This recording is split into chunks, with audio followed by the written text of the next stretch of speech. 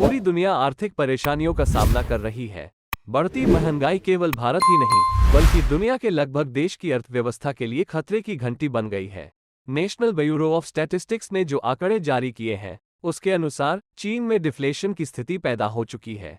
इसका सबसे बड़ा कारण कमजोर घरेलू मांग और उससे धीमी पड़ी इकोनॉमिक रिकवरी को बताया जा रहा है। नवंबर में चीन में उपभोक्ता कीमतों में 3 साल में सबसे तेज गिरावट देखने को मिली है। उपभोक्ता महंगाई दर (सीपीआई) दर नवंबर 2022 और अक्टूबर 2023 के मुकाबले 0.5% तक गिर गया है।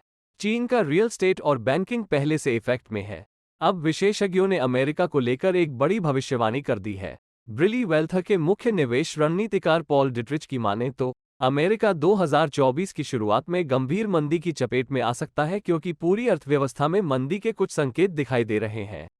ब्रिली वेल्थ के मुख्य निवेश रणनीतिकार पॉल डिट्रिच ने कहा कि अन्य स्टॉक मार्केट डिस्कनेक्ट हैं जो ये संकेत दे रहे हैं कि अर्थव्यवस्था जल्द ही मंदी की चपेट में आ जाएगी। हालांकि S&P 500 इस वर्ष में समग्र रूप से ऊपर है।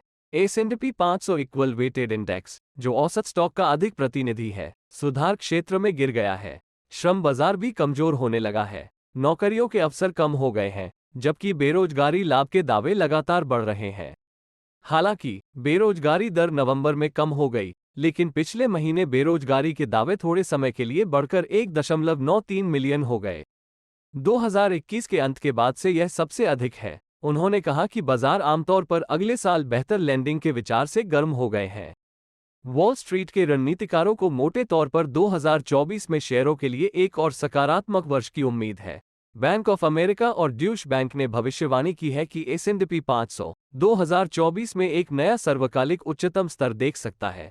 इस बीच न्यूयॉर्क फेड ने अपनी 12 महीने की मंदी की भविष्यवाणी को घटाकर केवल 51% कर दिया है, जो इस साल की शुरुआत में 70% से अधिक थी।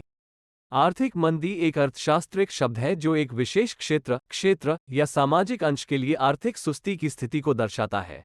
यह एक समयानुक्रमिक घटना हो सकती है जिसमें बाजार, रोजगार, उत्पादन और अन्य आर्थिक क्षेत्रों में सुस्ती होती है। आर्थिक मंदी विभिन्न कारणों से हो सकती है, जैसे कि अर्थशास्त्रीय परिस्थितियां, नौकरी की कमी, बाजार में व्यापक अशांति और अन्य आर्थिक कारण। इसका प्रभाव समृद्धि, उत्पादन और रोजगार क्षेत्रों में महसूस हो सकता है और लोगों की आर्थिक स्थिति पर भी असर डाल सकता है।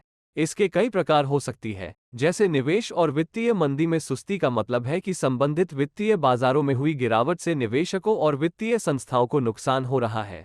इसमें शेयर बाजार, कमोडिटी बाजार और मुद्रा बाजार शामिल हो सकते हैं। रोजगार मंदी में सुस्ती का मतलब है कि लोगों को नौकरी की कमी हो रही है और यह आर्थिक स्थिति में समस्या उत्पन्न कर सकती है। उत्पादन मंदी में सुस्ती का मतलब है कि उत्पादों और सेवाओं की उत्पादन स्तर में कमी हो रही है और यह उत्पादों की मूल्यों को प्रभावित कर सकती है।